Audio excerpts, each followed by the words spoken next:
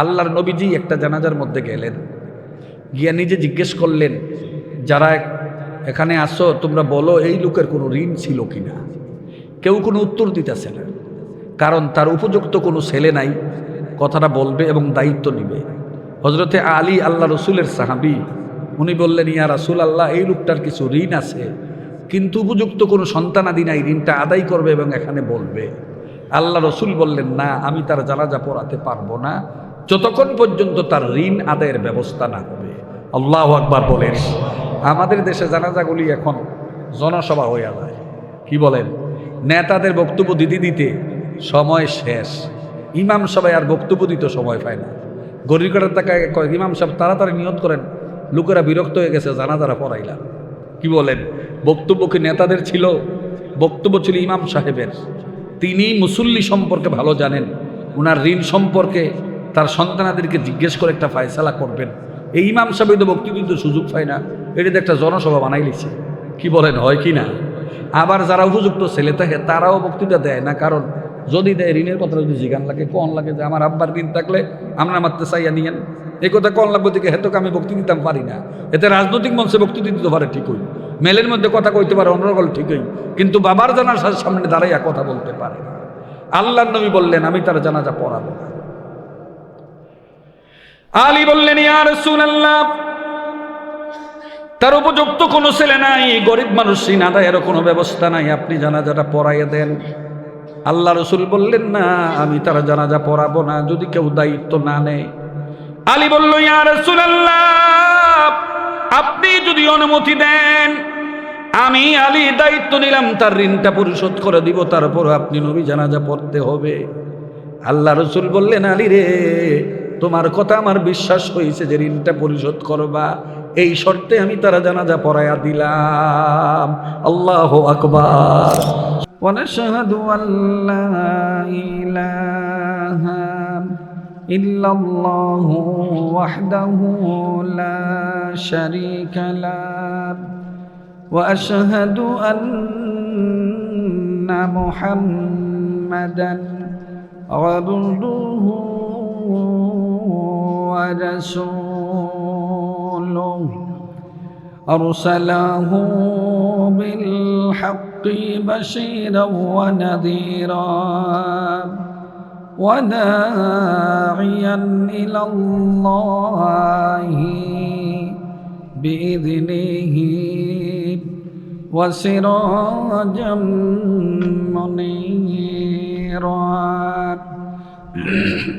قال الله تعالى في كلامه المجيد وفي فرقانه الحميد: أعوذ بالله من الشيطان الرجيم. بسم الله الرحمن الرحيم. لن تنفعكم أرحامكم ولا أولادكم يوم القيامة يفصل بينكم والله بما تعملون بصير. إن الله وملائكته يصلون على النبي. يا أيها الذين آمنوا صلوا عليه وسلموا تسليما. اللهم صل على سيدنا مولانا محمد وعلى آل سيدنا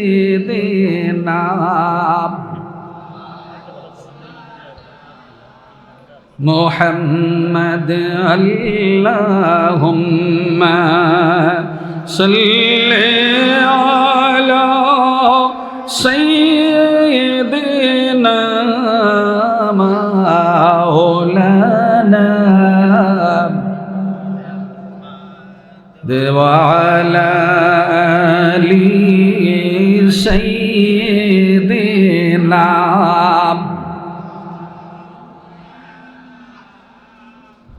بلغ العلا بكماله كشف الدجى بجماله حسنت جميع خصاله صلوا عليه لا إله إلا الله لا إله لا إله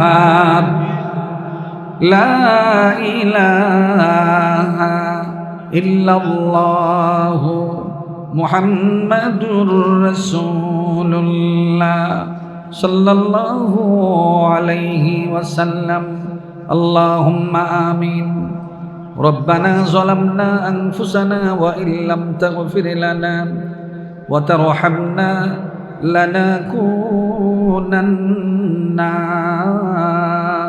من الخاسرين ربنا آتنا في الدنيا حسنة وفي الآخرة حسنة وقنا عذاب النار اللهم زدنا ولا تنقصنا وأكرمنا ولا تهنا وأعطنا ولا تحرمنا وأسرنا ولا تؤسر علينا وارض عنا وردنا يا رب العالمين اللهم آت نفسي تقواها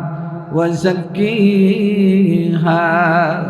أنت خير من زكاها أنت وليها ومولاها رب ارحمهما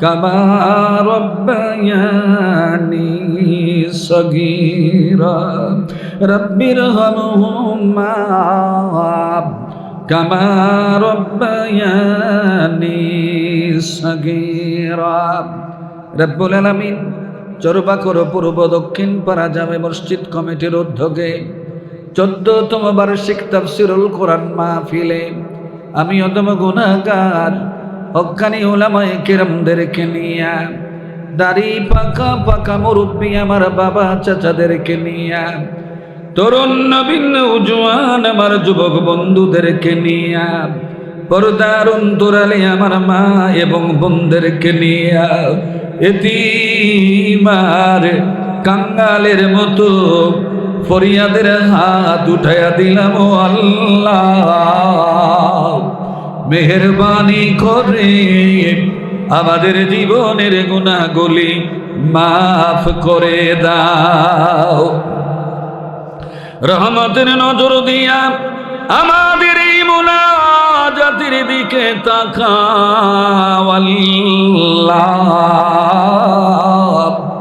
তোমার পক্ষ থেকে রহমত দিয়া আমাদের ধন্য করে দাও কে জানি কোন আশা লইয়া আজকের এই মুনাজাতে হাত উঠাইল আল্লাহ সকলের নেক আশাগুলি পূর্ণ করে দাও।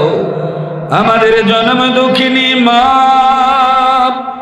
আমাদের বাবা যাদের দুনিয়াতে নাই, অন্ধকারে কবরে এতিমের মতো শুয়ে গেল আল্লাহ, সকলের কবরগুলি জান্নাতের বাগানে বানায়া দাও।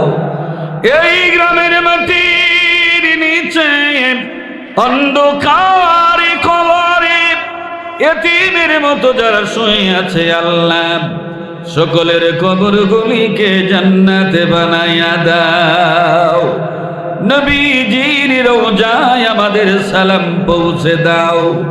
যারা হজ করে নাই হাজি বানায়া দিও আল্লাহ রব্বুল আলামিন। পর্দার অন্তরালে আমার মা বোনেরা যারা হাত উঠাইলো, সকলকে তুমি কবুল আর মঞ্জুর করে নাও। প্রবাসী ভাইদের তুমি কবুল করে নাও, তাদের ইনকামের মধ্যে বরকত বাড়ায়া দাও। আমাদের মাঝে অসুস্থ যারা, সকলকে সুস্থ করে দাও। আজকের মাহফিল কবুল করে নাও, কিয়ামত পর্যন্ত এই মাহফিল দায়েম আর কায়েম রাখিও আল্লাহ।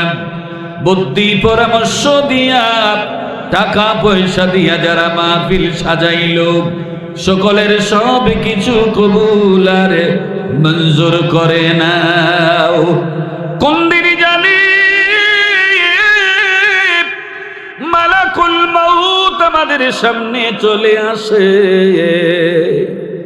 কোন দিন জানি মসজিদের খাট আমার ঘরের সামনে চলে যায়, কোন দিন জানি রে বাজারের সাদা মার্কিন কাপড় আমাদের গায়ের জামা হয়ে যায়, কোন দিন জানি আমার লাশটারে চারজনে কাঁধে লইয়া আমার আসল বাড়ি কবরের দিকে নিয়ে যায়। আমার যখন আমার নিজ বাড়ি কবরের মধ্যে শোয়া দিবে, আমি কাঁদবো আর বলবো ভাইরা রে,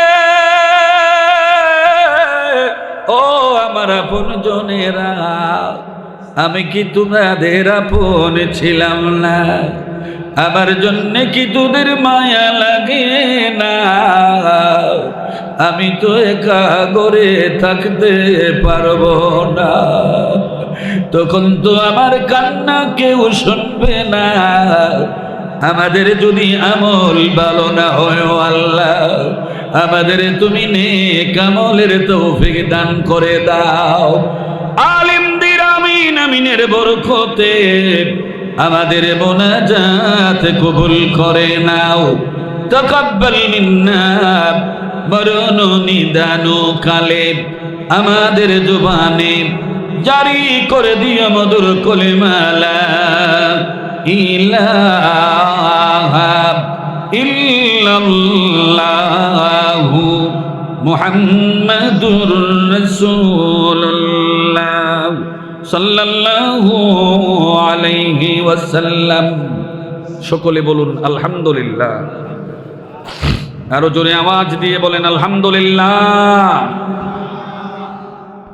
মুআজ্জাজ মুহতারাম, চোরবাকর পূর্ব দক্ষিণ পাড়ার জামে মসজিদ কমিটির উদ্যোগে 14তম বার্ষিক তাফসিরুল কোরআন মাহফিলের সম্মানিত সভাপতি, অবসরপ্রাপ্ত সেনা সদস্য হাজি মোহাম্মদ আব্দুর রাজ্জাক সাহেব, আজকের মাহফিলের প্রধান বক্তা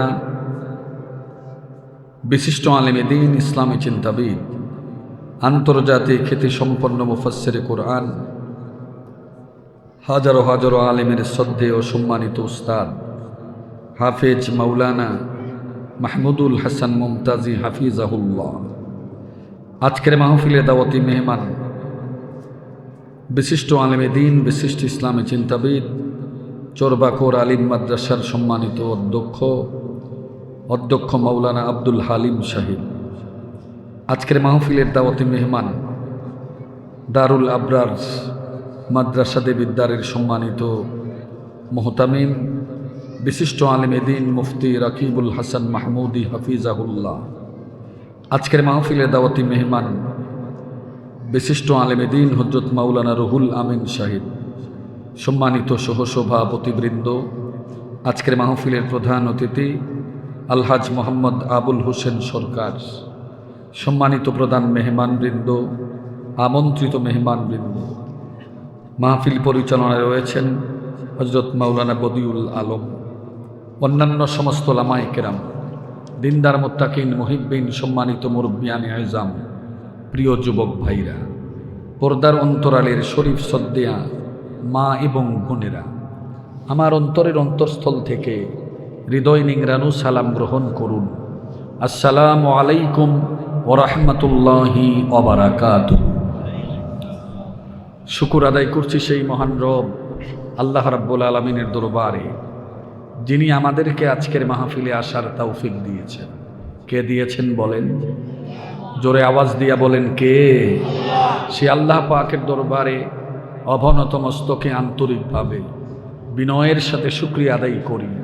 সকলে বলি আলহামদুলিল্লাহ।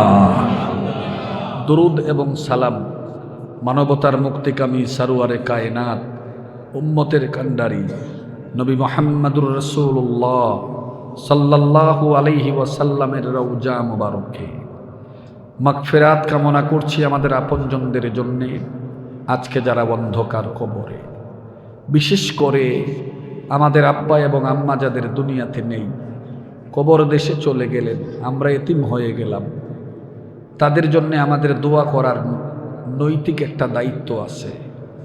আমরা তাদের জন্য দোয়া করি, আল্লাহ রাব্বুল আলামিন তাদেরকে মাফ করে জান্নাতবাসী করুন। সকলে বলে আমিন। মা বাবা মৃত্যুর পরে সন্তানের 4টা দায়িত্ব থাকে। কয়টা? জোরে বলেন কয়টা? 1 নম্বরে আসসালাতু আলাইহিমা ওয়া ইস্তাগফারু লাহুমা। নবীজি বলছেন সব সময় তাদের জন্য দোয়া করবে, তাদের পক্ষ থেকে ক্ষমা চাইবে। সুবহানাল্লাহ বলেন।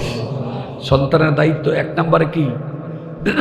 তাদের জন্য দোয়া করবে এবং তাদের জন্য আল্লাহর কাছে কি করবে? ক্ষমা চাইবে। কিন্তু আমাদের অভ্যাসটা হলো যে মরার পরে একটু কান্নাকাটি করি, 5 দিন একটা দোয়া পড়াই, সর্বোচ্চ 40 দিনে একটা বড় জিয়াফত করি, বছরে একবার হুজুর দেওয়াত দিয়ে মিলাদ পড়াই, আমাদের দায়িত্বটা পালন শেষ করে দেই। না, এটা নয়। সব সময় সর্বা অবস্থায় যখনই আপনি একটু সুযোগ পাবেন, হাঁটেন, বসে থাকেন, শুয়ে থাকেন, একটু সময় পাইলেই তাদের জন্য দোয়া করা আপনার দায়িত্বের অন্তর্ভুক্ত। কথা ঠিক কি না? আমরা কি সব সময় আমাদের মা বাবার জন্য দোয়া করি? এটা বলতে কি কোনো সমস্যা আছে? রব্বির হামহুমা কামা রব্বায়ানি সাগীরা, রব্বির হামহুমা কামা রব্বায়ানি সাগীরা। এই আরবিটা না পারলেও তো আপনি বলতে পারেন, আল্লাহ আমার আব্বারে তুমি মাফ করে দাও, আমার আম্মারে তুমি মাফ করে দাও, আল্লাহ তুমি তাদেরকে ক্ষমা করে দাও। এই সহজ ভাষায় সব সময় তাদের জন্য দোয়া করার একটা দায়িত্ব আমাদের রয়েছে। আল্লাহু আকবার বলেন। 2 নম্বরে দায়িত্ব হলো ইনফাজু আহদিহিমা। যদি মা বাবা মারা যায়, তার ঋণ থাকলে এটা পূর্ণ করা, ওসিয়ত থাকলে আদায় করা। অনেকেই ঋণগ্রস্ত অবস্থায় মারা যায় না, এখন তো হঠাৎ করে মানুষ মরে যায়। চা খাইতেছে, টেবিলতে পড়ে গেছে, একটু পরে ডাক্তারের দেখাইলে কয় উনি দুনিয়াতে নাই। সকালে সুস্থ, বিকালে মাইকিং হয় লোকটা দুনিয়াতে নাই। হঠাৎ করে যে লোকটা দুনিয়া থেকে চলে গেল, ঋণ যে করে গেছে এটা বইলেও তো যাইতে পারে না, খাতার লেখকেও তো যাইতে পারে না। কি বলেন ঠিক কিনা? পরবর্তীতে সন্তান যদি জানে যে আমার আব্বার এই ঋণটা ছিল, আমার আব্বা এই ওসিয়তটা করে গেছিল যে রাস্তার পাশের জমির থেকে 1 শতক জায়গা মসজিদের নামে দিয়ে দিও, এমন আছে না? এই ওসিয়ত যদি থাকে, ঋণ যদি থাকে, এটা পূর্ণ করার দায়িত্বটা কার? সন্তানের। কি কথা ঠিক কিনা বলুন? ঋণ এমন একটা জিনিস, এটা যতক্ষণ পর্যন্ত আদায় না হবে আপনি কবরে আযাব পাইতে থাকবেন, আযাব হইতে থাকবে। আল্লাহর নবীজি একটা জানাজার মধ্যে গেলেন, গিয়া নিজে জিজ্ঞেস করলেন, যারা এখানে আসো তোমরা বলো এই লোকের কোনো ঋণ ছিল কিনা। কেউ কোনো উত্তর দিতেছে না। কারণ তার উপযুক্ত কোনো ছেলে নাই, কথাটা বলবে এবং দায়িত্ব নিবে। হজরতে আলী আল্লাহ রসুলের সাহাবী, উনি বললেন, ইয়া রাসূল আল্লাহ, এই লোকটার কিছু ঋণ আছে, কিন্তু উপযুক্ত কোনো সন্তানাদি নাই, ঋণটা আদায় করবে এবং এখানে বলবে। আল্লাহ রসুল বললেন, না, আমি তার জানাজা পড়াতে পারবো না যতক্ষণ পর্যন্ত তার ঋণ আদায়ের ব্যবস্থা না হবে। আল্লাহু আকবার বলেন। আমাদের দেশে জানাজাগুলি এখন জনসভা হয়ে যায়, কি বলেন? নেতাদের বক্তব্য দিতে দিতে সময় শেষ, ইমাম সবাই আর বক্তব্য দিতে সময় পায় না। গরিব করার টাকায় ইমাম সাহেব তাড়াতাড়ি নিয়ত করেন, লোকেরা বিরক্ত হয়ে গেছে, জানাজারা পড়াইলাম। কি বলেন? বক্তব্য কি নেতাদের ছিল? বক্তব্য ছিল ইমাম সাহেবের। তিনি মুসল্লি সম্পর্কে ভালো জানেন, ওনার ঋণ সম্পর্কে তার সন্তানাদেরকে জিজ্ঞেস করে একটা ফায়সালা করবেন। এই ইমাম সাহেব তো বক্তব্য দিতে সুযোগ পায় না, এটাতে একটা জনসভা বানাই লিছে। কি বলেন, হয় কি না? আবার যারা উপযুক্ত ছেলে থাকে তারাও বক্তৃতা দেয় না, কারণ যদি দেয় ঋণের কথা যদি জিগান লাগে, কন লাগে যে আমার আব্বার ঋণ থাকলে আমরা মারতে চাইয়া নিয়েন, এই কথা কন লাগবে থেকে হেতু আমি বক্তৃতা দিতাম পারি না। এতে রাজনৈতিক মঞ্চে বক্তৃতা দিতে পারে ঠিকই, মেলের মধ্যে কথা কইতে পারে অনর্গল ঠিকই, কিন্তু বাবার জানাজার সামনে দাঁড়াইয়া কথা বলতে পারে না। আল্লাহর নবী বললেন, আমি তার জানাজা পড়াবো না। আলী বললেন, ইয়া রাসূলুল্লাহ, তার উপযুক্ত কোনো ছেলে নাই, গরিব মানুষ, ঋণ আদায়ের কোনো ব্যবস্থা নাই, আপনি জানাজাটা পড়াইয়া দেন। আল্লাহ রসুল বললেন, না, আমি তার জানাজা পড়াবো না যদি কেউ দায়িত্ব না নেয়। আলী বলল, ইয়া রাসূলুল্লাহ, আপনি যদি অনুমতি দেন, আমি আলী দায়িত্ব নিলাম, তার ঋণটা পরিশোধ করে দিব, তারপর আপনি নবী জানাজা পড়তে হবে। আল্লাহ রসুল বললেন, আলী রে, তোমার কথা আমার বিশ্বাস হয়েছে যে ঋণটা পরিশোধ করবা, এই শর্তে আমি তারা জানাজা পড়াইয়া দিলাম। আল্লাহু আকবার। সমাজের মানুষগুলি একটা গরিবের জন্য জানাজার মধ্যে মানবতা এটাই জিজ্ঞেস করে যে তার ঋণ যদি থাকে, চলেন 50,000 টাকা আমরা 1,000 টাকা করে 50 জনে দিয়া তার ঋণটা আদায় করে দিই। এইটা হলো সবচাইতে বড় মানবতা। কিন্তু লোকটা মারা গেছে 5 দিনে দাওয়াতের লাগিয়া চান্দা তুললা, মানো তুললা, হুজুরের দাওয়াত দেয়, নিজেরাও খায়, হুজুরেরা খাওয়ায়। কথা ঠিক কিনা বেঠিক? এটা একটা ফাও কাম। ঋণ থাকলে পরে এই কাজটা না কইরা ওই কাজটাই আদায় করে দেওয়া উচিত। তো সন্তান যদি থাকে, সন্তানের দায়িত্ব হলো বাবার ঋণ এবং ওসিয়ত পূর্ণ করা। 3 নাম্বার হলো ইকরামু সাদিকিহিমা। বাবার যদি কোনো বন্ধু বান্ধব থাকে, যার সাথে ভালোবাসার সম্পর্ক ছিল, বাবার একসাথে চলাফেরা করত, মেল মিটিং করত, লেনদেন করত, দরবারাদি করত, এই বাবার বন্ধুরে যদি কেউ আদর করে, মহব্বত করে, ভালোবাসে, আল্লাহ নবী বলছেন এটা বাবাকেই ভালোবাসা হলো। এই ভালোবাসার সওয়াবটা তোমার আব্বার কবরের মধ্যে পৌঁছে যাবে। 4 নাম্বার হলো সিলাতুর রহমুল্লাতি আল্লাতি ইল্লা তুসিলু বিহিমা।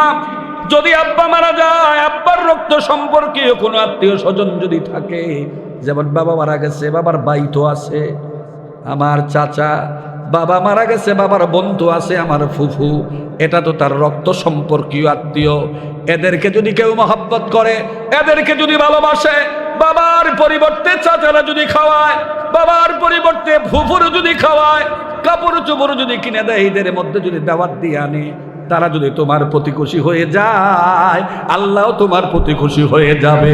তুমি তোমার বাবার পক্ষ থেকে দায়িত্বটা পালন করলা। মা মারা গেছে, মায়ের বোন খালা আছে, মা মারা গেছে, মায়ের ভাই মামা আছে, এরা হলো মামা, এর রক্ত সম্পর্ক, আত্মীয় স্বজন। এদের যদি কেউ ভালোবাসে, এদের যদি কেউ মহব্বত করে, এটা মারেই মহব্বত করা হলো, মায়েরই খেদমত করা হলো। সুবহানাল্লাহ। তাইলে মা বাবার মৃত্যুর পরে সন্তানের দায়িত্ব কয়টা? 4টা। জোরে কোন কয়টা?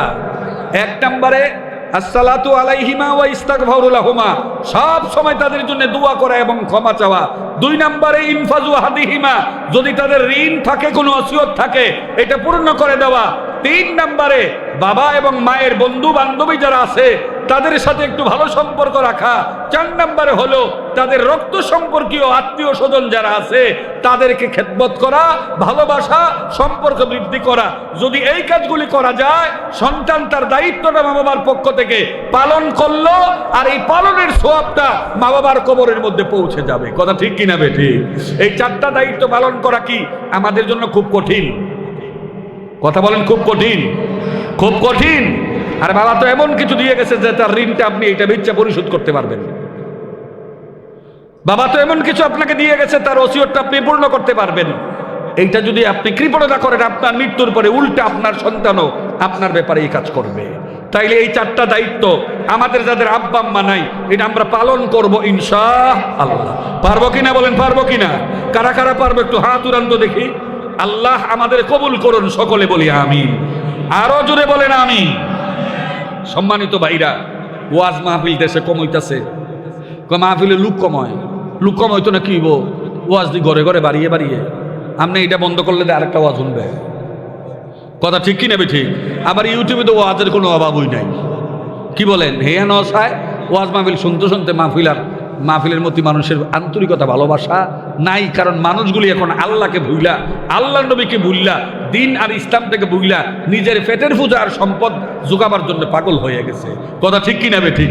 মনে করে 2-3 ঘন্টা মাহফিলের সময় দেন মানে একটা লস প্রজেক্ট। এর পরিবর্তে 2-3 ঘন্টা অন্য কাজ করলে বিরাট একটা বেনিফিট হইব। এই ধরনের চিন্তা মানুষের মধ্যে ঢুকে গেছে।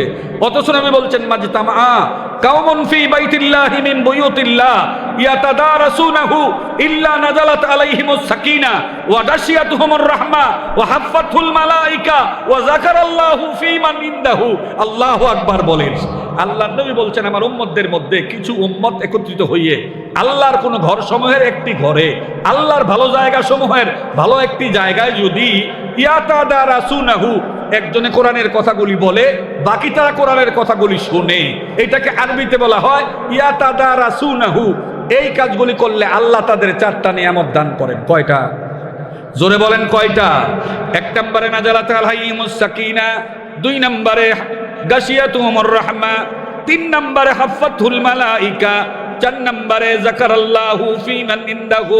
1 নম্বরে নাজালাত আলাইহিমুস সাকিনা। মা মানাস সাকিনা, হোয়াট ইজ কল বাই সাকিনা? সাকিনা কাকে বলা হয়? পৃথিবীর মধ্যে সবচাইতে সেরা একটা তাফসীর গ্রন্থ তাফসীরে জালালাইন, যেটা ফাজিল অর্থাৎ ডিগ্রির ক্লাসের মধ্যে পড়ানো হয়।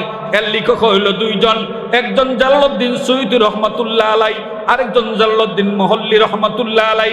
হযরত জালালউদ্দিন সুয়ুতী রহমাতুল্লাহ আলাই তিনি বলেছেন, নুজুলে সাকিনা হচ্ছে আত্মার প্রশান্তি, মনের শান্তি। আল্লাহু আকবার বলেন। মনের আবার শান্তি কি?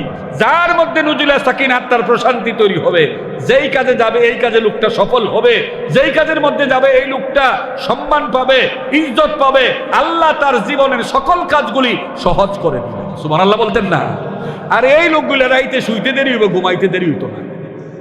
আসেনি এমন? আচ্ছা, শুইতে দেরি হয়েছে, নাক ডেকে ঘুমাইতে দেরি হয়েছে না।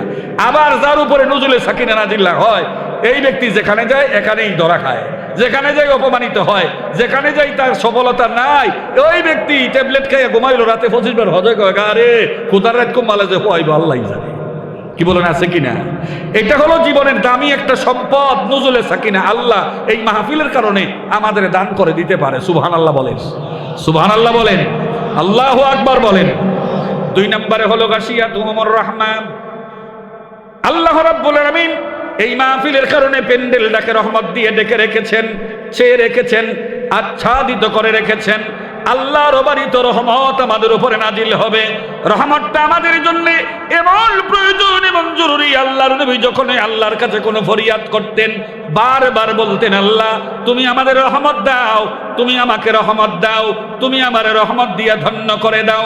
আমাদের মা উম্মুল মুমিনিন হযরত আয়েশা সিদ্দিকা রাদিয়াল্লাহু তাআলা আনহা একদিন নবীজিকে জিজ্ঞেস করলেন, ইয়া রাসূলুল্লাহ, নবীজি বারবার আপনাকে বলতে শুনি, আল্লাহ তুমি আমাদের রহমত দাও, তুমি রহমত দাও। আপনি তো নিষ্পাপ বেগুনা মাসুম নবী, বিনা হিসাবে আল্লাহ পাকের জান্নাতে যাওয়ার কথা, এরপর রহমতের জন্য বারবার কেন পেরেশানি করেন?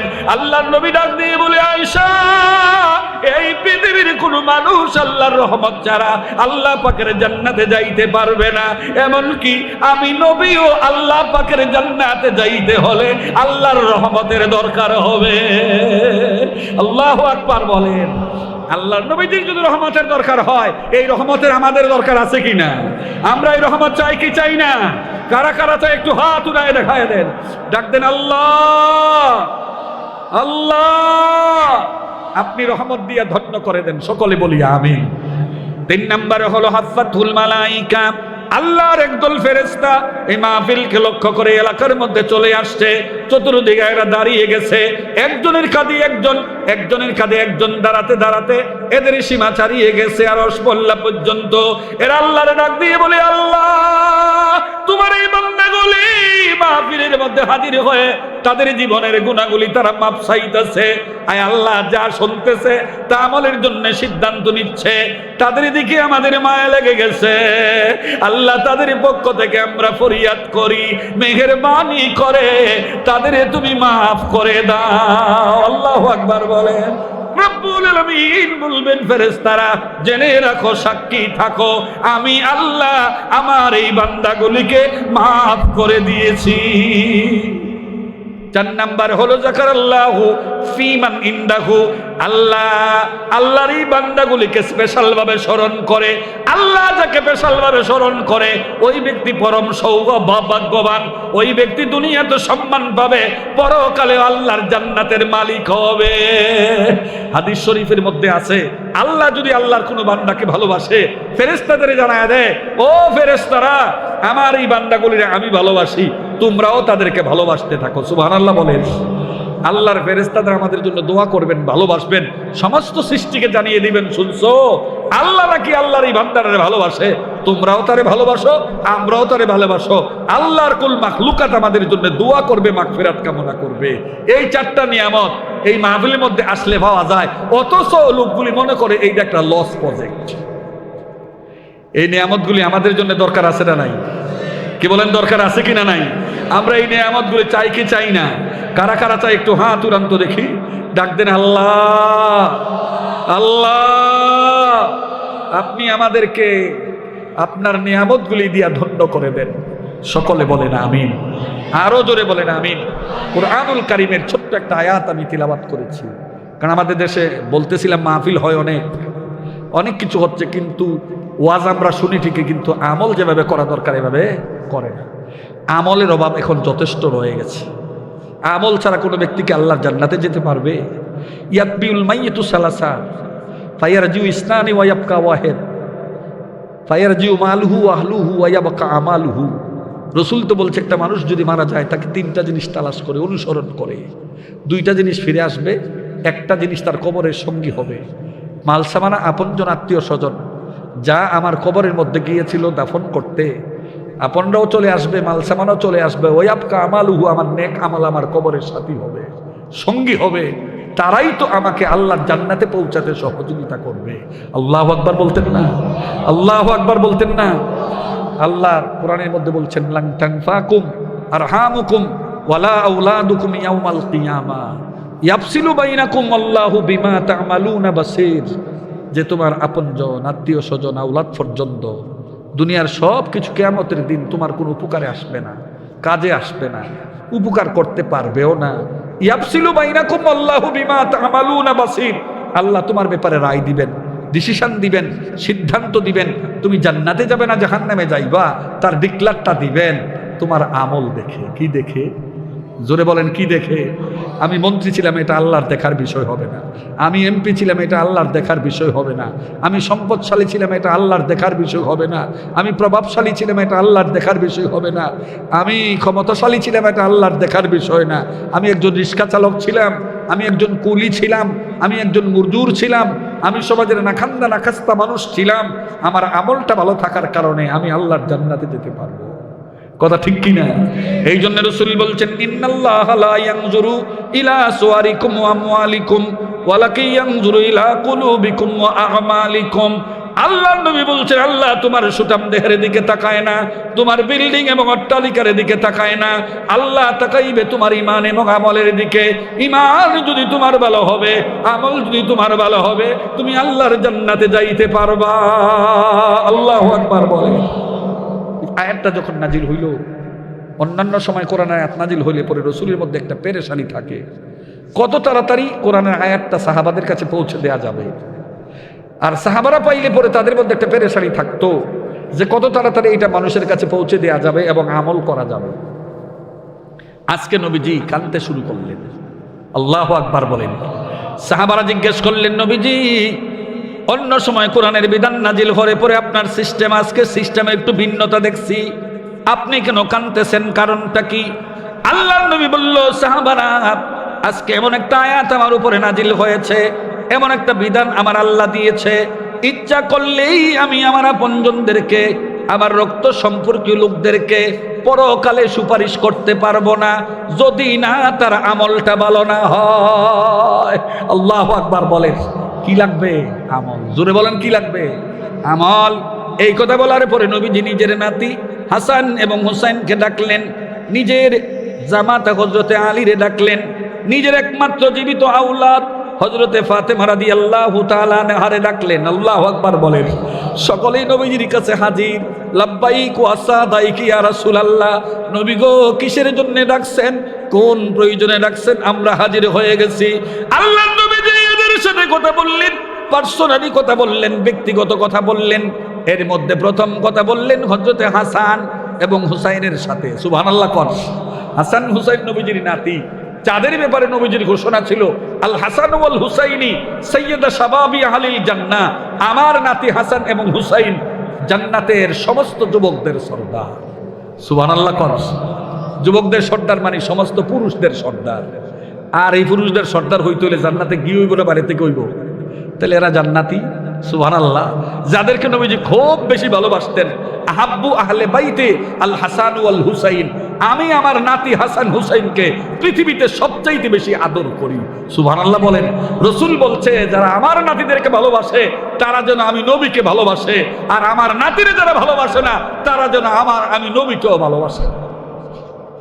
এমন ভালোবাসার পাত্র, এমন ভালোবাসার রত্ন, এমন ভালোবাসার সম্পদ হাসান হুসেনকে ডাক দিয়ে নবীজি বললেন, নাতিরা, তোমরা আমার নাতি, আমি তোমাদের নানা, তোমাদের সাথে সম্পর্কের আমার কোনো কমতিও নাই, ঘাটতিও নাই। পৃথিবীর মধ্যে সবচাইতে তোমাদের আমি বেশি ভালোবাসি। কিন্তু কি, আজকে আমার উপর একটা বিধান নাজিল হয়েছে, এরই আলোকে তোমাদের ঘোষণা করে দিচ্ছি, স্পষ্ট করে জানায়া দিচ্ছি। হাসরের ময়দানে আমল না থাকার কারণে আল্লাহ যদি তোমাদের ব্যাপারে নেগেটিভ কোনো সিদ্ধান্ত নেয়, আল্লাহ যদি তোমার ব্যাপারে কোনো জাহান্নাম ঘোষণা করে, আমি নানা হইলে কি হবে? আমি তোমাদের কোনো উপকার করব না। আল্লাহু আকবার বলেন। 2 নম্বরে নবীজি নিজের মেয়ের জামাতা হযরতে আলীর ডাকাইলেন। আলীও তো আল্লাহর জান্নাতি ব্যক্তি। রাসূল বলছেন, আবু বকর ফিল জান্নাহ ওয়া উমর ফিল জান্নাহ ওয়া উসমান ফিল জান্নাহ ওয়া আলী ফিল জান্নাহ আও কামা কালা আলাইহিস সালাতু ওয়াস সালাম। নবীজি বলছেন, আবু বকর আমার শ্বশুর জান্নাতি, উমর আমার সাহাবী, আমার শ্বশুর আল্লাহ পাকের জান্নাতি, উসমান আমার জামাতা, আমার সাহাবী আল্লাহর জান্নাতি, আলী আমার সাহাবী, আমার জামাতা আল্লাহ পাকের জান্নাতি। আল্লাহু আকবার বলেন। আলী যে আল্লাহ পাকের প্রিয় পাত্র, আল্লাহ পাকের জান্নাতি, আরো বহু উদাহরণ, ঘটনা, নমুনা আছে। শুধু একটা হাদিসই বললাম। এই আলীর নবীজি ডাক দিয়ে বললেন, শোনো, তুমি আমার জামাতা, আমি তোমার শ্বশুর। হইলে কি হবে? হাসরের ময়দানে আমল না থাকার কারণে আল্লাহ যদি তোমার ব্যাপারে কোনো নেগেটিভ সিদ্ধান্ত নেয়, আমি নবী তোমার শ্বশুর তোমার কোনো উপকার করতে পারবো না। আল্লাহু আকবার বলেন। 3 নম্বরে নবীজি নিজের আদরের মেয়ে কলিজার টুকরা হযরতে ফাতিমারে ডাকলেন, বলে দিলেন, ইয়া ফাতিমা বিনতে মুহাম্মদ, ইনকিজ নাফসাকা মিনান নার ফাআন্নী লা আমলিকু মিনাল্লাহি দাররা ওয়ালা নাফা। ও মুহাম্মদের মেয়ে ফাতিমা, আমার আদরের মেয়ে ফাতিমা, শুনো গো মা, আল্লাহ তুমি তোমাকে জাহান্নামের আগুন থেকে রক্ষা করো। আল্লাহ যদি তোমার ব্যাপারে হাসরের ময়দানে কোনো নেগেটিভ সিদ্ধান্ত নেয়, আমি বলছি আমি তোমার কোনো উপকার করতে পারবো না। আল্লাহু আকবার বলেন। আল্লাহর নবীজি দুনিয়াতে 4 জন জান্নাতি মহিলার নাম বলেছেন। এর মধ্যে একজন ছিল হযরতে ফাতেমা। প্রথম বলেছেন হযরতে খাদিজা রাদিয়াল্লাহু তাআলা আনহার নাম। দ্বিতীয়বার বলেছেন হযরতে আয়েশা রাদিয়াল্লাহু তাআলা আনহার নাম। তৃতীয়বার বলেছেন হযরতে ফাতেমা রাদিয়াল্লাহু তাআলা আনহার নাম। 4 নম্বরে বলছেন ফেরাউনের বিবি হযরতে আসিয়া রাদিয়াল্লাহু তাআলা আনহার নাম। সুবহানাল্লাহ বলতেন না? আল্লাহ রাসূল যদি কোথাও সফরে যাইতেন, যাওয়ার সময় ফাতেমার গৃহে খোঁজখবর নিয়ে বিদায় নিতেন। আবার সফর থেকে আসার পথে প্রথম ঢুকতেন ফাতেমার ঘরে, খোঁজখবর নিয়ে কুশলাদি বিনিময়ের পরে নিজের হুজরার মধ্যে যাইতেন। একদিন নবীজি ফাতেমার ঘরে আসলেন সফর থেকে, দেখে দরজা বন্ধ, ভিতর বাড়ি থেকে নক করতেছেন, ডাকতেছেন ফাতেমা ফাতেমা, ভিতর থেকে কোনো আওয়াজ আসে না। একটু পরে ফাতেমা বলে আব্বু আব্বু। আল্লাহর নবী বলল, ফাতেমা গো, তুমি কি অসুস্থ নাকি এত আস্তে করে আওয়াজ দাও কেন? এই কথা বলবার পরে ফাতেমা দরজা খুলে দিয়ে বাবার ভিতরে নিয়ে চোখের পানি ফেলে কেঁদে বলে, আব্বা দীর্ঘদিন যাবত অসুস্থ, টাকার অভাবে চিকিৎসা করতে পারি না, এই জন্য আস্তে করে কথা বলতে হচ্ছে। 2 নম্বরে বলছি আব্বা, দীর্ঘদিন যাবত ঘরের চুলার মধ্যে আগুন জ্বলে না, রান্না হয় না, কিছুই খাইতে পারি না, এই জন্য কথা বলতে পারি না। এই কথাগুলি বলতেছে আর ফাতেমা চোখের পানি ফেলে কাঁদতেছে, নবীজিও কাঁদে, ফাতেমাও কাঁদে। এরই মধ্যে আল্লাহর নবী ডাক দিয়ে বললেন, ফাতেমা কেঁদো না গো মা, এইমাত্র জিবরাইল আমিন আমার সাথে কথা বলে গেল, আল্লাহ নাকি তোমার ব্যাপারে 2টা সুসংবাদ দিছে। এইবারে ফাতেমা ডাক দিয়ে বলে, আব্বা আমার ব্যাপারে আমার আল্লাহ কি সুসংবাদ দিছে? আল্লাহ নবী বলল, ফাতেমা গো, 1 নাম্বার সুসংবাদ হলো, ইন্নাল্লাহ তাআলা ইয়ারদি লিরিদাকা ওয়া ইয়াগদাবু লিগাদাবিকা। আমার আল্লাহ বলছে তুমি যদি খুশি হও আমার আল্লাহও নাকি খুশি হয়ে যায়। ও ফাতেমা, তুমি যদিও খুশি হও আমার আল্লাহও নাকি খুশি হয়ে যায়। আল্লাহু আকবার বলে। 2 নম্বরে জিবরাইল আমিনের মাধ্যমে আমারে জানা গেছে তুমি নাকি জান্নাতে সমস্ত মহিলাদের নেত্রী। এই কথা বলার পরে ফাতেমা কান্না থামায়া খিলখিল করে হাসতে হাসতে বলে, আব্বা আমি আর দুঃখ করব না, আমি আর কান্না করব না, আমি আমার আল্লাহর প্রতি রাজি, আমার আল্লাহ যেন আমার প্রতি রাজি হয়ে যায়। আল্লাহু আকবার বলে। এই কথাটা বলার পেছনে একটা কারণ আছে। জান্নাতের সার্টিফিকেট প্রাপ্ত হাসান এবং হুসাইনকে যদি নবীজি এই কথা কয়, জান্নাতের সার্টিফিকেট প্রাপ্ত হযরতে আলী কাররামাল্লাহু ওয়াজহুকে যদি নবীজি এই কথা বলে, নিজের আদরের মেয়েকে যদি এই কথা বলে, আমরা যে নবীজির শাফায়াত কামনা করি, নবীজির সুপারিশ পাইতে চেষ্টা করি, এবার চিন্তা করেন আমাদের আমলের অবস্থাটা কি। আর নবীজি তো পরের কথা, অনেকে তো বাবাই বিলে তারা তরা নিয়ে শাফায়াত করবো, নাউজুবিল্লাহ কইতেন না? আরে বাবাই তরবে দূরের কথা, নবী তো নিষেধ করছে তোমার আমল ছাড়া তোমার ব্যাপারে সুপারিশ গ্রহণযোগ্য না। কথা ঠিক কিনা বেঠিক? নবীজি তোমার ব্যাপারে সুপারিশ করবে না, নবীর সুপারিশ ছাড়া জান্নাতে যাওয়া সম্ভব না, আর নবী আমল ছাড়া তোমার সুপারিশ করবে না। এবার চিন্তা করে দেখো আমাদের মধ্যে নামাজের অভাব আছে না নাই? রোজার ব্যাপারে ত্রুটি আছে না নাই? হজের ত্রুটি আছে না নাই? একটা রূপ তো আমাদের সমাজে তৈরি হয়ে গেছে গা। এখন যাদের উপরে হজ ফরজ, হজটা না করে উমরা করে। কি করে? উমরা কোনো হজ না, হজ কোনো উমরা না। কি বলেন? কেউ কয় না উমরা হজ, এটা বলুন। উমরা উমরাই, উমরা কি? উমরা। কেউ যদি 100 বার উমরা করে হজের হক আদায় হবে না। কথা ঠিক কিনা ঠিক? দেয়া খরচ বেশি দেখা আপনি মক্কা মদিনা গেলে হজটা আদায় হয়েছে এটা বলার কোনো সুযোগ নাই। আপনি আপনার ফরজটাকে পালন করেন, এরপরে প্রতি বছর মাসে মাসে উমরা করেন, কোনো অসুবিধা নেই। অনেকে তো কক্সবাজার গিয়ে 1-2 লাখ টাকা খরচ করে লাগে। কিও তাহলে আপনি মক্কা মদিনাকে খরচ করলেন, অসুবিধাটা কি? আপনি রসুলের রওজা দেখলেন, জিয়ারত করলেন, কাবার ভিতরে নামাজ পড়লেন, ওখানে নামাজ পড়লে 1 রাকাত নামাজে আপনার 1 লক্ষ রাকাতের সওয়াব হয়ে যাবে। আল্লাহু আকবার বলেন। মসজিদে নববীতে নামাজ পড়লে 1 রাকাতের বিনিময়ে 50,000 রাকাতের সওয়াব হবে। আপনি উমরা যাবেন না, যাবেন কোথায়? তবে আগে হজটা ফরজ, যেটা এটা পালন করার মাধ্যমে। কথা ঠিক কিনা ঠিক? ও আমার ভাইরা, আমার বন্ধুরা, আজকে কথা লম্বা চড়া বলবো না, শুধু একটা কথাই আপনাদের বলতে চাই, আমল আমল আমল ছাড়া আল্লাহর জান্নাতে যাওয়া সম্ভব না। কারো সুপারিশ কামনা করবেন আপনি তখনই যখন আপনার আমল থাকবে। নেক আমল আপনাকে আল্লাহর জান্নাতে পৌঁছায় দিবে, নবী আপনার সুপারিশ করবে। এছাড়া দুনিয়ার কোন পীর ফকির আপনাকে সুপারিশ করে আল্লাহর জান্নাতে আপনাকে পৌঁছাতে পারবে না। কথা ঠিক কিনা বেটি?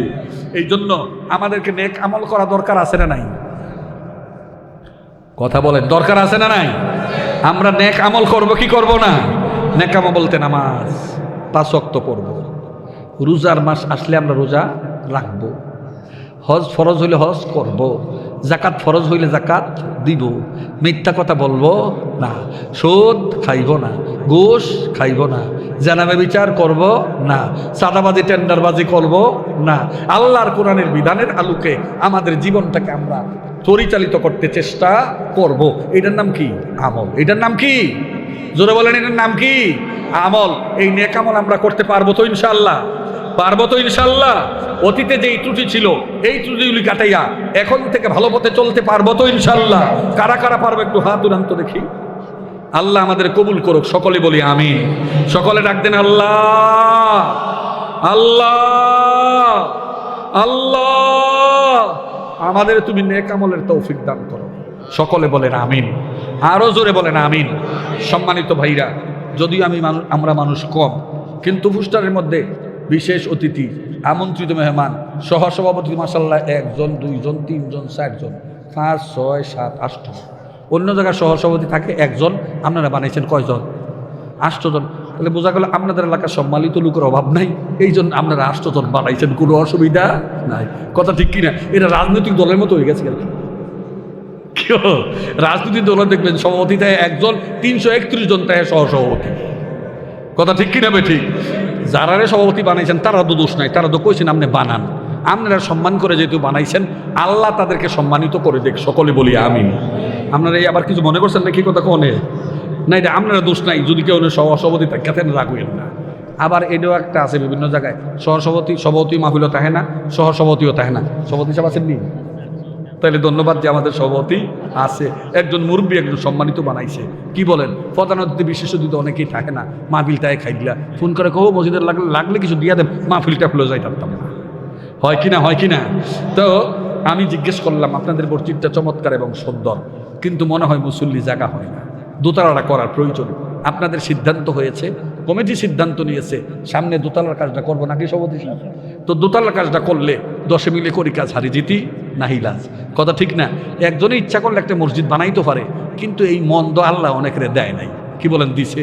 নিজের বিল্ডিং বানাই তারা 1.5 কোটি 2 কোটি টাকা খরচ করে পারেনি, এখন পারে কিনা? একটা জারবাতি কিনে আনে 2 লাখ টাকা, কোনো দরকার নাই, এরপরে তো কিনে আনছে। মসজিদে দিতে গেলে কাউ টেহা নাই, বড় বিপদে আছে। কির বিপদ? একটা বাড়ি কই না আসেনি, ওখানে আছে কিনা? নিজের বাড়ি বানাইতে পারে কিন্তু মসজিদ বানাইতে পারে না। তবে আলহামদুলিল্লাহ আজকের এই যুগে এই সমাজগুলিতে মসজিদ আগের চাইতে চাকচিক্য হচ্ছে, সুন্দর হচ্ছে, মানুষ মৃত্যুর ভয় আস্তে আস্তে বাড়তেছে। আলহামদুলিল্লাহ। কেননা আলেম ওলামা সমাজের মধ্যে বাড়তেছে, আলেমরা কিন্তু জায়গায় বজাগায় বিভিন্ন সময় এই কথাগুলি আপনাদের বলতেছে। কথা ঠিক কিনা? ঠিক। রাসূল বলছে, মান বানা আলিল্লাহি মাসজিদান বানাল্লাহু লাহু বাইতান ফিল জান্নাহ। কেউ যদি একটা মসজিদ বানায় অথবা মসজিদ বানাবার কাজে সহযোগিতা করে, আমার আল্লাহ নাকি তার জন্য জান্নাতে একটা বাড়ি বানায় রাখে। সুবহানাল্লাহ কইলেন না? আর এত কাউসালি, এত ইবাদত, সব কিছু তো জান্নাতে যাওয়ার লেগে করতেছে। এই জান্নাতের বাড়ি আল্লাহ বানায় রাখবো, এটাতে জোরে সুবহানাল্লাহ কইলেন না? জান্নাতে একটা বাড়ি আমাদের হোক, আমরা চাই কি চাই না? কারা কারা চাই না একটু হাত উঠান। রুহের সুরে জুসের সুরে আপনার উঠাইলেছিল আর কি। হুজুরে কি নেগেটিভ করবে এটা ভাবছে তারা, আমি যে উল্টা কয় আমরা জান্নাতে যেতে চাই, কারা কারা একটু হাত উঠান তো দেখি। আল্লাহ কবুল করুক, সকলে বলি আমিন। আরো জোরে বলেন আমিন। আপনি যে বিল্ডিংয়ের মালিক হয়েছেন, এই বিল্ডিং আপনাকে জান্নাতে নিয়ে দিবে না, এই ছেলে মেয়েগুলি আপনাকে জান্নাতে নিয়ে দিবে না। দিবে? অথচ আপনি বৃদ্ধ হয়ে গেলে দুনিয়া থাকতেই তো আপনার সম্পদের কোনো দাম নেই। আপনারা জিগাইবনিগুলো এতে যে খরচ করব, কথা ঠিক নেই? আমি প্রায় সময় কথাটা বলে থাকি। আমার এক ভক্ত ঢাকা শহরে 7 তলা বিল্ডিং করছে, আমার ফোন করে হুজুর আপনি বাড়িটা উদ্বোধন করতে। আমি বললাম ব্যস্ত মানুষ, আমি পারতাম না। বারবার ফোন করে আমি যাইতেন, একদিন ফোন করে কাইন্দাই দিয়েছে, হুজুর আমি বাচ্চা থাকতে আইতেন না, মরলে বুঝে আইতেন। আমি কিন্তু মুরব্বী সুন্দর একটা কথা কইছে, এই গুরুত্বপূর্ণ কথাটা। আমি কাছে ঠিক আছে আসবেন। গেলাম, বিরাট বড় আয়োজন করছে, কানাদানা খাইলাম। খাওয়ার পরে আমি আর উনি ছাড়া কেউ নেই, ভূত গেছি অবশ্য মহিলাদের ভিতর বাড়ি। হুজুর আপনি একটু বাড়ি তুইব, আপনার কাছে একটা গুরুত্বপূর্ণ কথা আছে। আমি কেউ দিই নাই, এখন করলে সমস্যাটা কি? হুজুর পুত্রের বোঝা ভিতরে আছে, যদি ইশারা গিয়েতে বুঝদারে আপনার লোক আমি এই কথাটা কইছি, ঘরের থেকে বার করবো, আর তো করো আনতো না। ওকে খাইছো তো বিপদে না দিই, আমি বাড়িলে অসুবিধা কি? এবার বিপদ থেকে বাঁচুক না। আমি বাড়িছি বিল্ডিংতে, আমার আত্মার ধরে সুগের পানি ফালাই দেখো, হুজুর এই যে বিল্ডিংটা দেখতেছেন এটা আমার, এটা আমারটা হ্যাঁ করছি, বাপের ওখানে বেচছি না, কোনো জীবতের ইনকাম নাই। ছোট্ট একটা সরকারি চাকরিজীবী হইয়া বিল্ডিং তো বুঝুনি তো হুজুরে এখন না বুঝি 2 নম্বরই কাজ করেন ভালো হইছে না, কিছু উল্টাও আলগাও আছে, উল্টা আলগাও আছে, এক করে না বুঝি ভালো হইছে না হুজুর কী করতাম। এই যে বিল্ডিংটা এত কষ্ট করে বানাইলাম নিজের উপরে দায় রেখে দুষ সাক্ষা ঘুষ টুস খাইয়া, এখন 3 থেকে 3.5 লাখ টাকা বছরে মাসে ভাড়া আসে। এই ভূতে আর ভূতের ভাড়াটি উঠে আমার জিগায়ও না, একটা টেহা দেয়ও না, আমার কিছু কয়ও না। আমি এক টেহার মুখও দেখি না। আমার মাত্র 4 থেকে 4.5 টাকা মাসে ওষুধ খরচ লাগে। এইটা খুঁজলেই আমার দম খাইতে উৎসাহ না, লজ্জা শর্মিতার কাছে কই না, আমার জিয়াইতে আইয়া আমার ওষুধ কিনে দিয়া যায়। আমার মেয়েরও কান্দে, আমিও কান্দে, হুজুর ইতানের লাগে তো দোয়া করেন না, আল্লাহ যেন ইতানের হেদায়ত করে। আমি কই ইতানের সামরা তো গন্ডারের সামরা, আমার দোয়া তো ইতানের সামরার মধ্যে বইতো না। খুঁজলে এটা কোন কথা কইলেন? আমি কই যেই নাকি এত বড় মাফর মানে মা বললে ওর তারে আল্লাহ যদি তার কপালে আমার দোয়ার হেদায়ত রাখছে, না এটা তো তার দোষ না, এটা আপনারও কিছু দোষ আছে। ওটা খুঁজলে আমার কি দোষ? আপনি যে তারা ছোটবেলায় মানুষের মতো মানুষ বানার লাগিয়া চিন্তা করছেন না, এর লাগাতে খারাপ হয়েছে, সন্ত্রাস হয়েছে, তার দোষিত আছিল টেহাডি উড়াইয়া আপনার কাছে দিয়া কোন আব্বা আপনার বাড়ি আপনার ঘর সব কিছু আপনার, আমরা সহিদারি করে টেহাডি উড়ে এনে দিচ্ছি, নেন আপনার টে আপনার হেন, আপনি হাসি দেখলেন হুত আমি বুড়া মানুষ টেহাদা কী করাম, তোরা খরচ কর নে, মাঝে মধ্যে 2-4 টাকা পকেট খরচ লাগলে আমার পিস ওষুধ কিনা দিলে সারবো। কথা ঠিক কিনা বে ঠিক? তে নাফরমান হওয়ার পেছনে আপনারও দোষ আছে, তারে আপনি ভালো বানাইতে চেষ্টা করেন নাই। আমার ভাইরা, কথাটা বলার অর্থ হইল এই, আপনি বাড়ি বেড়াইছেন, বৃদ্ধ হয়ে গেছেন, সক্ষমতা শক্তি হারিয়ে গেছেন, এই বাড়ির মালিক আপনি পরিচয় দিতে পারবেন না। এই বাড়ির মালিক পরিচয় দিব আপনার ভূতের বউয়ে, আর ভূতে নাইনাত করে ধাক্কা দিয়ে আপনার ঘরের বার করে বুড়া বেড়া বাপ। কথা ঠিক কিনা বে ঠিক? জোরে বলেন কথা ঠিক কিনা? আমি নিজে মারি করছি, আমার মা ফানির ফিস কিনি ফানির ফিস কি ভালাইছে ওয়াল বসে, আমার মেয়েকে দাদু এটা কিটা করলা? আমি বললাম আমি রুমে ছিলাম, বারো গেলাম আম্মা এখন থেকে ফানির ফিসকে যা আছে সবটি ওয়াল ডিট ফেলাইবেন, সবটি ওয়াল ডিট ফেলাবেন, ইতার নি পরিষ্কার করবেন। কাপড়ে কি কইলে আমি আমার মা বিল্ডিং আমার মার বিল্ডিং ফানির ফিস করাইছি, তুমি দবক দিলাইছো, সাহসটা পাইলা কই? কারণ হাদিস শরীফের মধ্যে আছে সন্তানের সম্পদ মা বাবার। আপনার নামে আপনি সন্তান সম্পদ কিনছেন, কিনার পরে আপনার আব্বা যদি বলে এই জায়গাটা বেশ, আপনি বেচালান আপনার জন্য ফরজ। কি বলেন ঠিক কিনা? শুধু সম্পদ না, বিয়া করে বউ আনছেন ঘরের মধ্যে, বাবা যদি বলে তোর বউ তালাক দিয়া দে, সাথে সাথে আপনি তালাক দিয়ে দিবেন, এইটা হলো সন্তানের দায়িত্ব। কথা ঠিক কিনা বেটি? সম্পদ তো খুব অনেক দূরের কথা। এই জন্য বলছি আপনার সম্পদ আপনি দাবি করতে পারবেন না। আজকে আপনার সক্ষমতা থাকতে, দান করার মানসিকতা থাকতে, এই মসজিদের ছাদের জন্য, দোতলা করার জন্য যদি 1 লাখ টাকা দিতে পারেন, 50,000 টাকা যদি দিয়ে দিতে পারেন, 20,000 টাকা যদি দিতে পারেন, 10,000 টাকা যদি দিতে পারেন, হাসরের ময়দানে গিয়ে দেখবেন অনেক সওয়াবের মালিক আপনি, পাহাড় পরিমাণ সওয়াবের মালিক আপনি। আপনি আল্লাহরে জিজ্ঞেস করবেন, আল্লাহ এত বড় সওয়াব আবার কোত্থেকে আসলো? আমি তো এত বড় সওয়াবের কাজ করি নাই। আল্লাহ বলবে, মনে আছে নি তোর মসজিদে দোতলা করার জন্য একজন আলেমায়া তোর কাছে দাবি করছিল, 1 লাখ টাকা দিয়ে দিছিলি, 50,000 টাকা দিয়ে দিছিলি, 10,000 টাকা দিয়ে দিছিলি, আল্লাহ তোর দানটাকে বৃথা দেয় নাই, বিফলে দেয় নাই। আমি বাড়াইতে বাড়াইতে তোমার জান্নাতে যাওয়ার ব্যবস্থা করেছি, যাও এর বিনিময়ে আমি আল্লাহর জান্নাতে চলে যাও। আল্লাহু আকবার বলে। ওই দিন আপনি আফসোস করে বলবেন, আল্লাহ আমি যদি বুঝতাম আমার সব সম্পদ তোমার এই পথের মধ্যে দিয়ে আসতাম, আমি তো বুঝি নাই, হুজুরের কথা তখন বিশ্বাস হয়েছিল না। সেজন্য আমি কম সময়ের মধ্যে আপনাদের কাছে একটা আবদার করতে চাই। আপনাদের মধ্যে কে আছেন যে হুজুর আমি কিছু টাকা মসজিদের মধ্যে দিব? এটা নগদ হইতে পারে, বাকি হইতে পারে। এই সমাজের লোক আপনারা, এই মহল্লার লোক আপনারা, আপনারই দোতলার কাজটা করবেন যে হুজুর আজগা না করলে আমি দিতাম না নাকি? কিন্তু আনুষ্ঠানিকভাবে আজকে বলার মাধ্যমে আলেমদের দোয়া পাইলেন। আমাদের বড় হুজুর আসবে, তিনি দোয়া করবেন, তারা দোয়া করবেন ইনশাআল্লাহ। তা আছেন আপনাদের মধ্যে কেউ যে হুজুর আমি দিব ইনশাআল্লাহ? আছেন আপনাদের মধ্যে কেউ আছেন কিনা যে আমি দিব? 10,000 টাকা, 20,000 টাকা, 50,000 টাকা, যে যত পারবেন ওয়াদা করবেন। আমরা আল্লাহর কাছে দোয়া করে দিব যেন আল্লাহ রাব্বুল আলামিন আমাদের মনের আশা পূর্ণ করে দেয়, তাদেরকে যেন বেশি বেশি টাকার মালিক বানায় দেয়। সকলে বলি আমিন। 10 মিনিট আছে। আছেন আপনাদের মধ্যে কেউ? যদি আপনারা না দেন আমি কিন্তু খুব বেশি দেরি করতাম না। আছেন যে হুজুর আমি কিছু দিব ইনশাআল্লাহ? অনেক অতিথি আছে, আগে ওয়াদা করলেও তো এমনও ব্যক্তি আছে যে অনেকে ওয়াদা এখনো করে নাই। আছেন কিনা আপনাদের মধ্যে যে হুজুর আমি দিব ইনশাআল্লাহ? বলেন আপনাদের মধ্যে। অনেকেই লজ্জায় আগে বলে না, মনে করে 1-2 জনে কই লোকের ফের আমি কম। কেউ মারাটা ভাঙ্গার আগে কই আছে হুজুর আমি দিতেছি ইনশাআল্লাহ। আমরা আল্লাহর কাছে দোয়া করব আল্লাহ যেন আপনাদের মনের নেক আশাগুলি পূর্ণ করে দেয়। অনেকের আব্বা আম্মা দুনিয়াতে নাই, কবর দেশে চলে গেছে, আল্লাহ যেন আপনাদের বাবার কবরগুলিকে জান্নাতের বাগান বানিয়ে দেয়। সকলে বলি আমিন। আছেন বলেন কি সভাপতি সাহেবের কাছে তালিকাটা কিসের? এটা কি মাশাআল্লাহ, ও এই জন্য তো কয় না জনাব ক্যাশ টাকা দিছে হেলাল উদ্দিন, হেলাল ব্যবসায়ী, উনি 3000 টাকা দিছে, জোরে কোন মারহাবা। এরপরে কামাল উদ্দিন ভাই 3000 টাকা দিছে, জোরে বলেন মারহাবা। জামাল উদ্দিন ভাই মসজিদের সেক্রেটারি, কই সেক্রেটারি সাহেব? কই সেক্রেটারি সাহেব? নিচে বলি সেক্রেটারি। ও জামাল ভাই, উনি নগদ 10,000 টাকা দিছে, জোরে বলেন মারহাবা। আল্লাহ ওনার দানটা কবুল করুক, সকলেই বলি আমিন। এরপরে শাহিনুর আলম মালয়েশিয়া প্রবাসী, উনি 10,000 টাকা দিছে, জোরে বলেন মারহাবা। এরপরে বিশেষ অতিথি জনাব হাজি আবুল হাশেম, উনি 1000 টাকা, আল্লাহ কবুল করুক, সকলে বলি আমিন। হাজি মোহাম্মদ আবুল হোসেন 5,000 টাকা প্রধান অতিথি, জোরে বলেন মারহাবা, আল্লাহ কবুল করুক, সকলে বলি আমিন। এরপরে বিল্লাল হোসেন মুন্সি হোসেনপুর, উনি 4,000 টাকা দিয়েছে, জোরে বলেন মারহাবা। আলহামদুলিল্লাহ বলেন, জোরে আলহামদুলিল্লাহ বলেন। আমাদের মাঝে একজন অতিথি এসেছেন, আপনাদের দেবিদ্বারের গণমানুষের নন্দিত নেতা, এমপি পদপ্রার্থী, জামাত ইসলামে মনোনীত, সাবেক উপজেলা ভাইস চেয়ারম্যান জনাব জননেতা সাইফুল ইসলাম শহীদ, জোরে বলেন মারহাবা, জোরে বলেন মারহাবা। চেয়ার দেন, আমিও শেষ করে দিতেছি। এরপরে ভাই একটু কথা বলবে, এরপরে আমাদের প্রধান অতিথি হুজুর কথা বলবেন ইনশাআল্লাহ। এরপরে আমাদের আলম মাস্টার, উনি 5,000 টাকা দিয়েছেন, জোরে 500 টাকা দিয়েছেন, মারহাবা বলেন। এরপরে সুরুজ মিয়া 500 টাকা, জোরে বলেন মারহাবা। ইদ্রিস স্বর্ণকার, উনি 3,000 টাকা দিয়েছেন, জোরে বলেন মারহাবা। আরিফ বাড়ি লাগছে কি 500 টাকা, আল্লাহ কবুল করুক, সকলে বলি আমিন। জসিম উদ্দিন 2,000 টাকা, জোরে বলেন মারহাবা। এরপরে এটা কি আয়েশা নাকি, আয়েশা আক্তার একটা মহিলা, উনি 500 টাকা দিয়েছে, আল্লাহ কবুল করুক, সকলে বলি আমিন। নাজির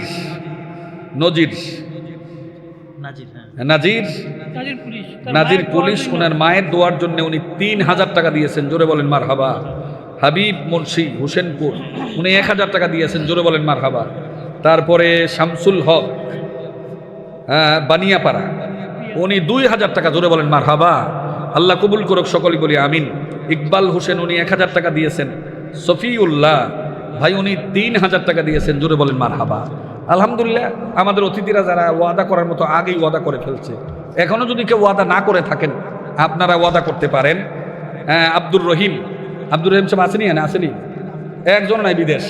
রহিম ভাই বিদেশে আছেন, প্রবাসী মানুষ, রেমিটেন্স যোদ্ধা, উনি 10,000 টাকা দিয়েছেন, জোরে বলেন মারহাবা।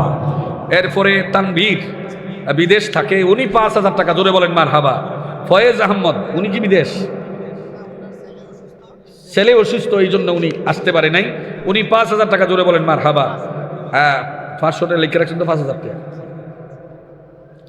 আচ্ছা বলে লিখে লাইছি, কোনো অসুবিধা না, কোয়েন যে বলে লিখে লাইছিলাম, পারলে দিয়ে দিয়ে।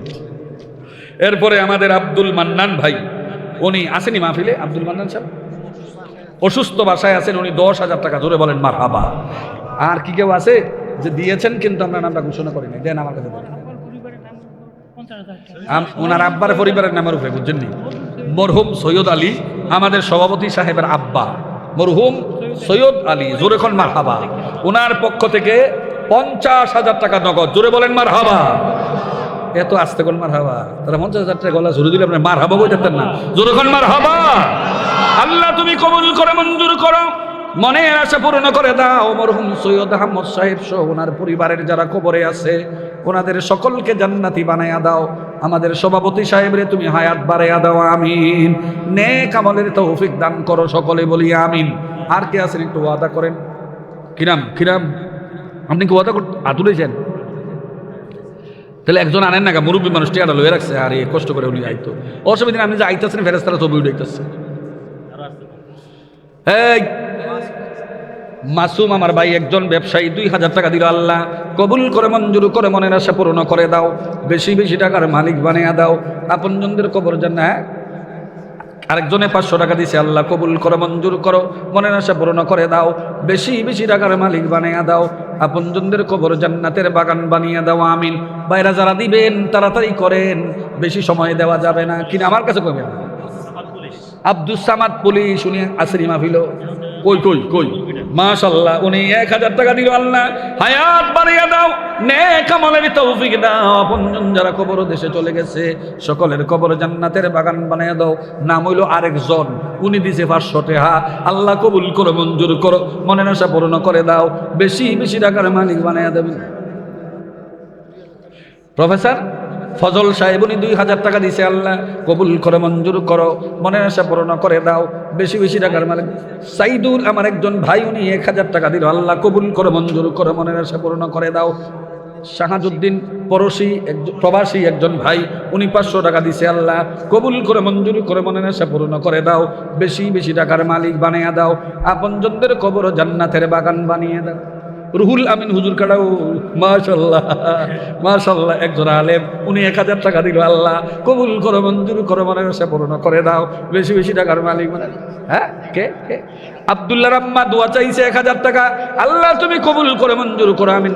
নাম বলে না একজনে 500 টাকা দিল। আল্লাহ কবুল করো, মঞ্জুর করো, মনের আশা পূর্ণ করে দাও, বেশি বেশি টাকার মালিক বানিয়ে দাও। আপনজনদের কবর জান্নাতের বাগান বানিয়ে দাও আমিন। আল্লাহ দিয়া দন সাইমন কায়রানিতে কতক্ষণ, আজকের ধনী তুমি, আগামী দিনের গরিব। একদিনই বলছি যতদিন সক্ষমতা আছে ততদিন দিয়া যান। নাম বলে নাই একজন, আল্লাহর কাছে নামের তালিকা হয়ে গেছে। আল্লাহ তুমি তাকে সওয়াব দান করো, বেশি বেশি টাকার মালিক বানিয়ে দাও। আপনজনদের কবরটাকে জান্নাতের বাগানে। আরেকজনে 500 টাকা সভাপতির কাছে দিছে, আল্লাহ কবুল করো। আরেকজনে 300 টাকা দিছে, আল্লাহ কবুল করো, মঞ্জুর করো। হ্যাঁ আবুল হোসেন 2000 টাকা দিবে, এর মধ্যে নগদ 1000 টাকা দিল, বাকি 1000 টাকা আল্লাহ দান কবুল করো, মঞ্জুর করো, মনের আশা পূর্ণ করে দাও, বেশি বেশি টাকার মালিক বানিয়ে দাও। আপনজনদের কবরগুলিকে জান্নাতের বাগান বানিয়ে দাও। আর দেরি নয়, তাড়াতাড়ি দেন ও আমার ভাইরা। টাকা পয়সা হাতের ময়লা, আজকে আছে কালকে দুনিয়াতে আপনি না থাকলে এগুলোর কোনো দাম থাকবে না। বক্সিবাড়ির মানিক মিয়া আমার ভাই 2000 টাকা নগদ দিল। আল্লাহ কবুল করো, মঞ্জুর করো, মনের আশা পূর্ণ করে দাও, বেশি বেশি টাকার মালিক বানিয়ে দাও। আপনজনদের কবর জান্নাতের বাগান বানিয়ে দিও আমিন। আর কেউ আসেননি আমার ভাই, দেরি করে তো কোনো লাভ নাই। আমাদের নেতা আছে, একটু কথা বলবে, এরপরে আমাদের প্রধান অতিথি হুজুর কথা কইব। এমন শীত অনেক তো শেষ পর্যন্ত থাওয়ানোর চিন্তা করতো না, তারপরেও আসেনি। আহারে আল্লাহ কবুল করো, সকলে বলি আমিন।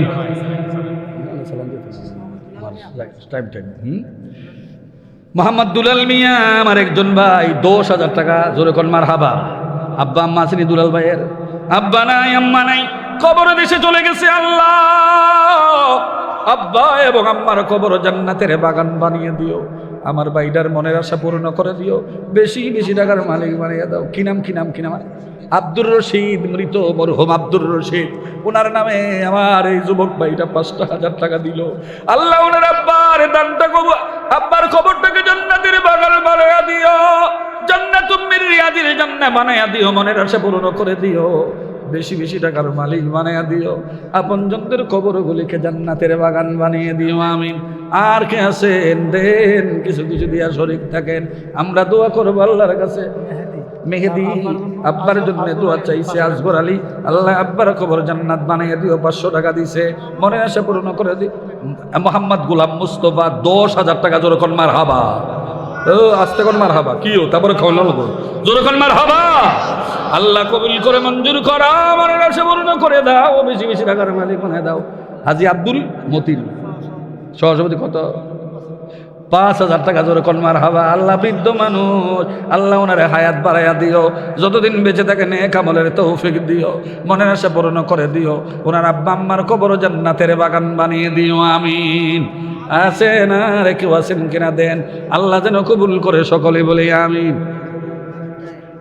হাজী মোহাম্মদ আবু তাহের, আপনি নিজে হাজী সাহেব আবু তাহের সাহেব 1000 টাকা দিয়েছে। আল্লাহ হজ্জে মবরুর নসিব করে, 24 হজ করছেন, আল্লাহ যেন হজটারে কবুল করে। 24 আল্লাহ দেশটারও স্বাধীন করছে। এই মমতা বাজন কেডাইরা আপনার ওয়াইফ কি দেখছেন, বউর লেগে টাল, নিজের লেগে 1000, বউর লেগে 1000। হ্যাঁ, উনি নিজে ওই দিছে। আল্লাহ ওনার বিবিরে তুমি কবুল করো, স্বামী স্ত্রীর মধ্যে বুড়া বয়সে মিল মহব্বত বাড়াইয়া দাও। হ্যাঁ, উম্মে হাবিবা বলেন নাতিন, উনি নাতিনে 1000 টাকা, আল্লাহ কবুল করো সকলে বলি আমিন। দাদা দাদি নাতিন সব দিদি আল্লাহ কবুল করো সকলে বলি আমিন। আল্লাহ এদের মনের আশা পূর্ণ করে দাও আমিন। কি এতক্ষণ দিয়েছেন, এখন বার হইতেছে করতে, আমি বললাম ছেড়ে দিব, পরে কিন্তু দিতে পারতেন না। দেন, আর কে আছেন দেন, একটু তাড়াতাড়ি দেন। আমরা দোয়া করি আল্লাহর কাছে, আল্লাহ যেন মনের আশা পূরণ করে দেয়, বেশি বেশি টাকার মালিক যেন বানায়া দেয়, আপনজনদের কবরও যেন জান্নাতের বাগান বানিয়ে দেয় আমিন। ইনুস মিয়া আমার ভাই কই 1000 টাকা আল্লাহ কবুল করে মঞ্জুর করে মনের আশা পূরণ করে দাও, বেশি বেশি টাকার মালিক বানিয়ে দাও, আপনজনদের কবর জান্নাতের বাগান বানিয়ে দাও আল্লাহ। আল্লাহ এই মজলিসটার দিকে তুমি তাকায়া দেখো আল্লাহ, তোমার বান্দারা ওয়াকাতরে মসজিদে দান করতেছে, এদের দান এগুলি কবুল আর মঞ্জুর করে নাও, ওনাদের মা বাবার কবর জান্নাতের বাগান বানিয়ে দাও, আপনজনদের কবর জান্নাতের বাগান বানিয়ে দাও, বেশি বেশি টাকার মালিক বানিয়ে দাও আমিন।